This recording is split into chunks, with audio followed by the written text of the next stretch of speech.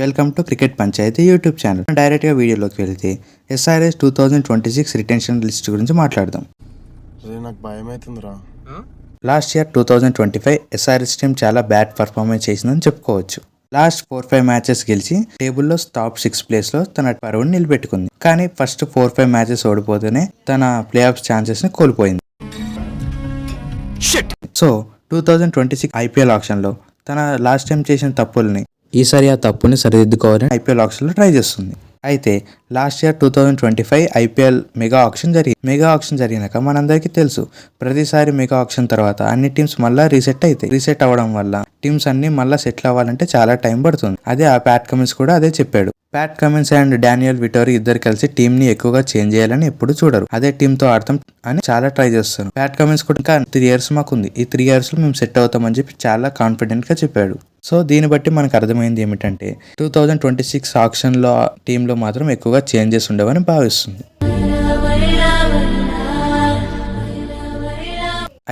అయితే 2025 SRH team fail అవ్వడం main కారణం మొహమ్మద్ షమి.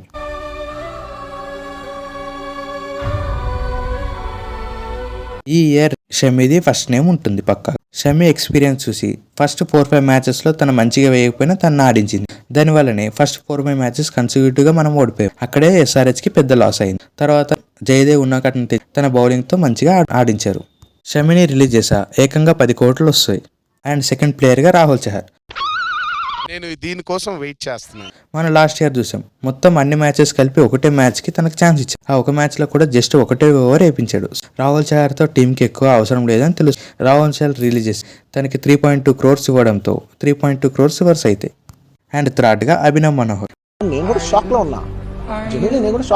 మనం ఎంతగానో మెచ్చుకున్న అభినవ్ మనోహర్ ఫినిషర్గా ట్రై చేశాం, కానీ అనుకున్నంత మంచిగా రాణించలేదు. అభినవ్ మనోహర్ని కూడా రిలీజ్ చేస్తారని టాక్స్. 3.2 crores వస్తాయి అభినవ్ మనోహర్.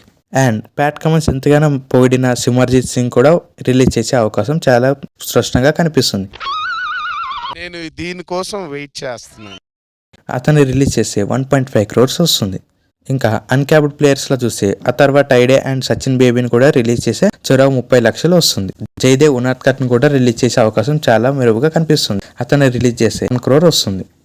ఈ 7 మెంబర్స్ని రిలీజ్ చేస్తే ఈ టీంకి టోటల్గా 20 crores యాడ్ అయితే.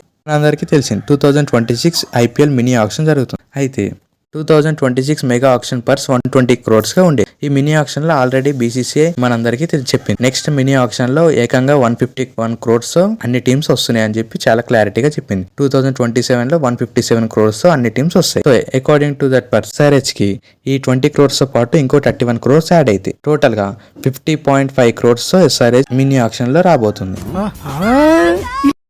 ఈ 7 players ని రిలీజ్ చేస్తే ఇంకా SRH దగ్గర 13 players ఆల్రెడీ రిటెన్షన్ లిస్ట్ లో ఉంటారు. ఈ 7 players అండ్ మిగతా 5 players టోటల్ గా 12 players ని 50 crores పర్స్ కొనాలి. 50 crores 12 players ని కొనడం చాలా ఈజీ, కానీ అన్ని టీమ్స్ దగ్గర ఇదే సేమ్ పర్సే ఉండడంతో కొంచెం కష్టంగా మారుతుంది. కానీ ప్లేయర్స్ కి చాలా రేట్ పెరుగుతుంది ఈ సంవత్సరం.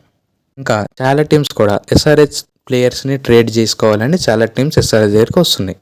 ఇంకా ఆప్షన్ కి చాలా టైం ఉంది కాబట్టి లెట్స్ సీ ఏమైనా బిగ్ ట్రేడ్స్ ఏమైనా జరుగుతాయేమో చూడాలి.